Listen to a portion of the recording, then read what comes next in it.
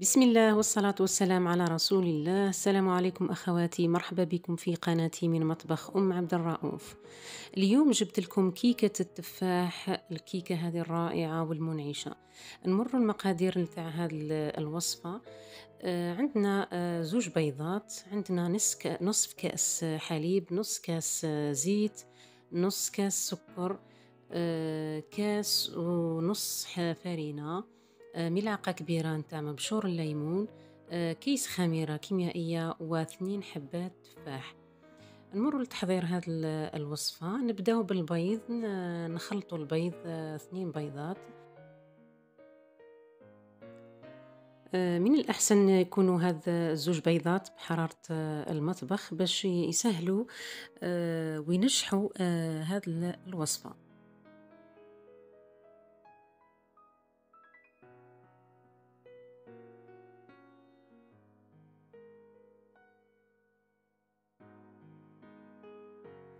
نخلطوهم مليح ونضيفوا ليهم نصف كأس نتاع سكر حبيبات.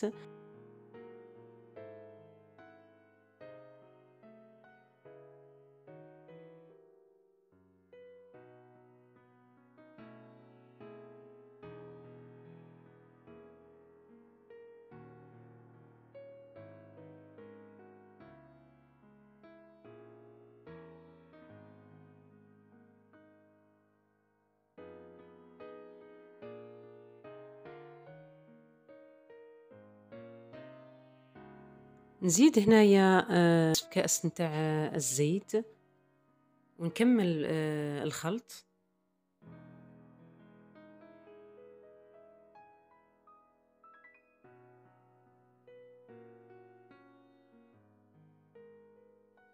نضيف بعدها نصف كأس حليب.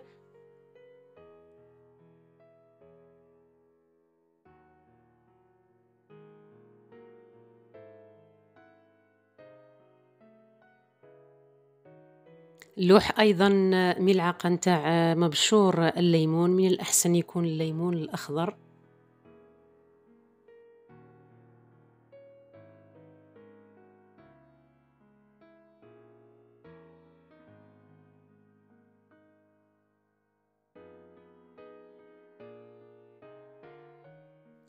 في الأخير نحط نصف كأس فرينة اللي كنت غربلتها من قبل، ونحط مباشرة فوقها كيس تاع الخميرة الكيميائية.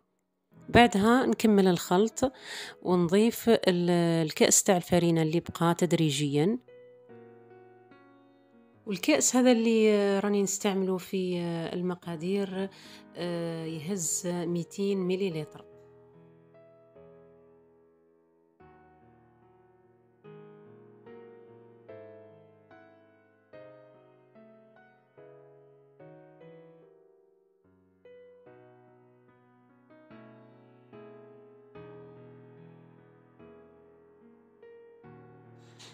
بعد ما نخلط هذا الخليط مليح، انا كنت وجدت المول او الصينيه نتاع الزجاج اللي تدخل للفرن. القطر نتاع قطر هذه الصينيه 22 سنتيمتر، يعني حتى 25 سنتيمتر تقدري ديري فيها باش ما تكونش طالعه بزاف وما تكونش هابطه.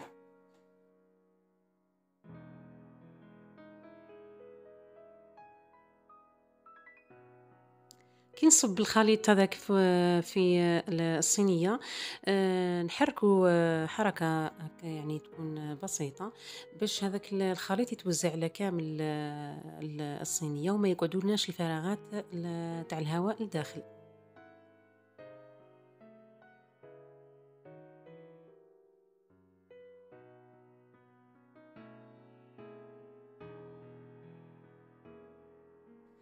ثنين حبات نتاع التفاح هاذوك أنا كنت قشرتهم، غسلتهم وقشرتهم. نحيت لهم هذيك النواة نتاعهم وعصرت عليهم حبة نتاع الليمون، وقصيتهم بهذا الشكل هذا اللي راكم تشوفوا فيه، بهذا السمك أيضًا. نحطهم نستفهم من فوق هذا الخليط هذا كيما راكم تشوفوا. اللي عندها الكاوكاو ولا نواه كوكو تحط من الوسط. أنا يعني حطيت الكاوكاو من الفراغات اللي ما حطيتش فيهم التفاح. وندرّر عليهم sucre glacé، سُكر رطب، باش يعطي لها هذاك اللون تاع الكراميل، ونزيد مكعبات من الزبدة أو المارغرين من فوق. واللي ما عندهاش يعني الكاوكاو ولا نوا د كوكو تكمّل تعمّر باقي الفراغات بشرائح نتاع التفاح.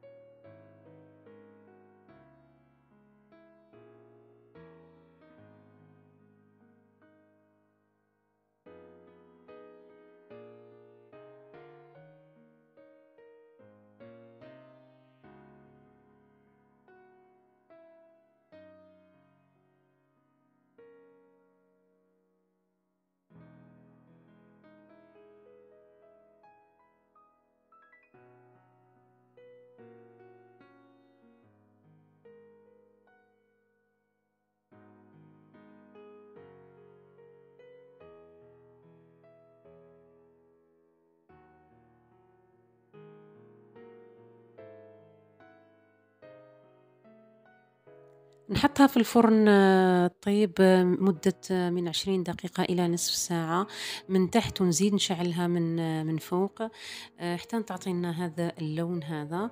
بعد ما تطيب أنا كنت حضرت هنايا ملعقة نتاع معجون اللي حليتها بملعقة نتاع ماء الزهر أو عصير ليمون، وندهن بها الوجه نتاع هاد الكيكة نتاع التفاح باش تزيد تعطينا هذاك البريق واللمعان للكيك.